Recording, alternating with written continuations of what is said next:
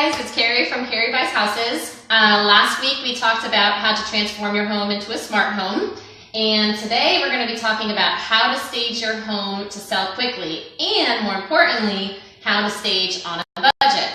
So we renovate a lot of homes, and we're selling these homes, and I need to stage them so that my buyers come in and they can imagine that this is the home of their dreams. So when you're staging, you want to think of a person's 4 senses that you want to tap into. I know we have more than 4, but you're really tapping into their 4 senses. So 1, visual. You want to create this visual effect for them that they can imagine where their furniture is going to be. They can imagine their kids playing in the family room. They can imagine them and their husband relaxing on the couch or entertaining guests in the kitchen with some wine. That's visual. Olfactory, smell, I'm always putting Glade plugins everywhere, so I like to put like a cookie Glade plugin in the kitchen. I like to put one, like a cotton plugin. In fact, when we came in here, my assistant Rick was like, oh, it smells so good in here. That's because I have Glade plugins. Kinesthetic, touch, I like to put nice, soft throws on all my couches and my furniture so that if they sit down, everything's so soft and nice, they can imagine themselves here in the house. And lastly is, what did we go over? Smell, visual, smell, touch. Oh, and auditory. So whenever you have a vacant house that doesn't have any furniture, everything's going to echo and it's going to sound like a vacant house. So I like to put furniture in my renovations, maybe some throw rugs to just kind of muffle the sound, especially when you're walking on these brand new floors. Okay, so this is a renovation that we did in Longwood. It's actually under contract to sell right now, and we got $7,000 over asking price on this. We had 4 multiple offers, all were at or over asking price, and everyone loved the house. In fact, the very first buyer who I met that came in here said, oh, this is like staged just like HTV. So you want to create that effect for the buyers. As soon as they walk in, they're like, wow, this place is beautiful. So first thing I like to do is add a welcome mat when they walk in. A, because I don't want my beautiful floors getting dirty, and B, it just creates that, oh, I'm home, I'm being welcomed. Second, you can stage with furniture for really inexpensive. So this whole entire set here, tables, flowers, couches, I bought for $150 at a thrift store. I think the couch and the chair were $100. You know, I bought some of the silk flowers from like Habitat for Humanity, and then I'm always going to garage sales. So one of the things you want to think about when staging your house is contrast. So in this house, we have dark wood floors. So I went with a white couch and a white chair because I want the furniture to pop. I want it to stand out.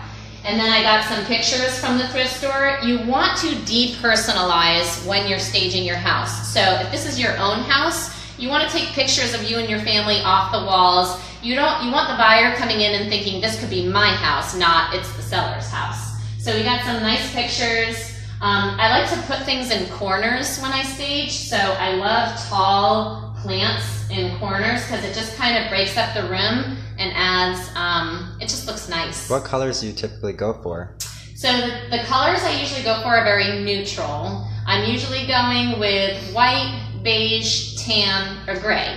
You never want to go crazy with color because you want to appeal to the masses. You don't want to put your personal taste in. Don't put like tropical fish paintings on the walls. This is nice and neutral. Also, don't go crazy with silk flowers because you don't want to make it look like a funeral parlor in here or your grandmother's house.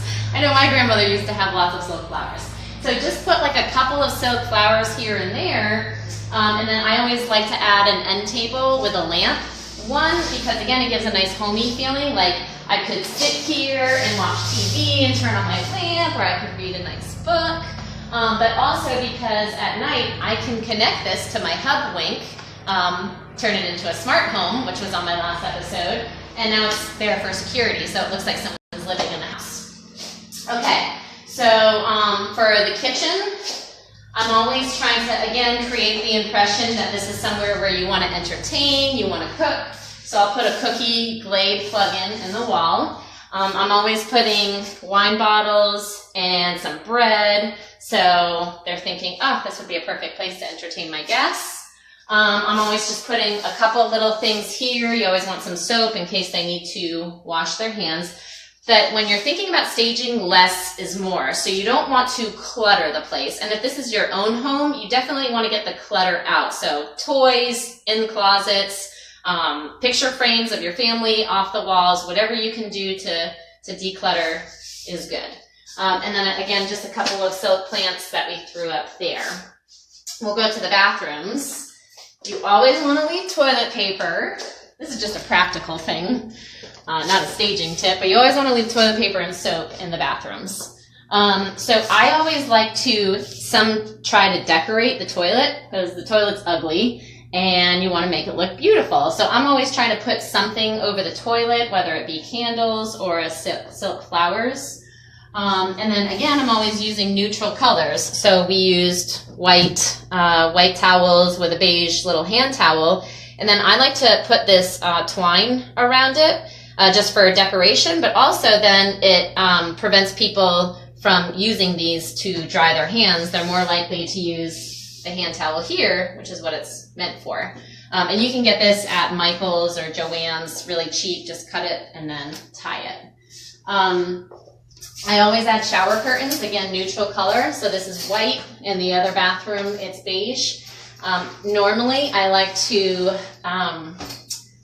iron this because I don't like all the wrinkles, but I didn't have time in this renovation. But normally you would want to iron this and get all the wrinkles out. And then soap, of course. And then in this bathroom, we're gonna take a walk over to master. Here's the master bathroom. So I'm gonna turn the fan off so you guys can hear it.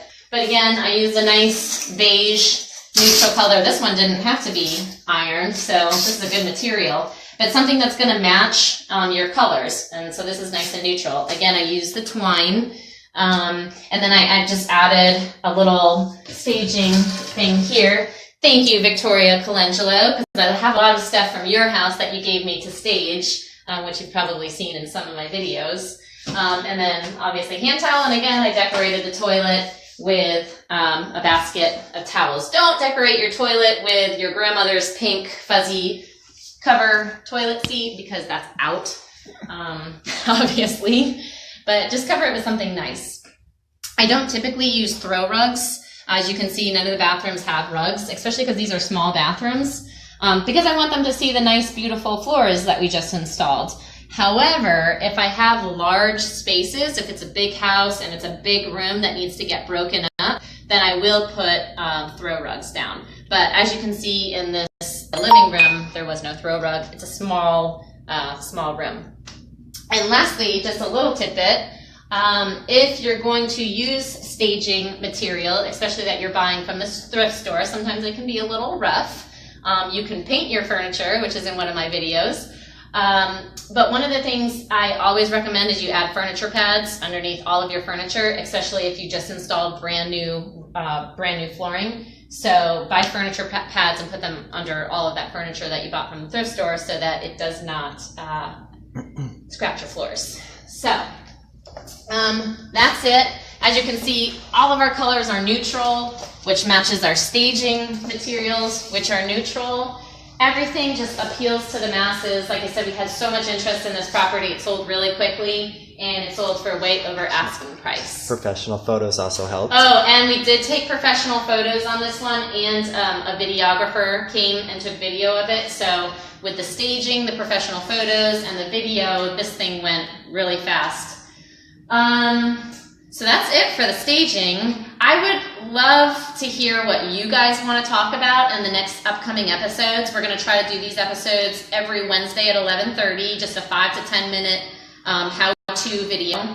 So if you have any suggestions on renovating, selling a house, buying a house, anything, just put it in the comments section and we will add it to our episode list. Wow. Thanks, Rick. And then we will have a staging blog up on my website, Carrie Buys Houses, in Carrie's Corner, for more tips and tricks of staging, where I get all my staging stuff, because of course I'm always on a budget with my renovations.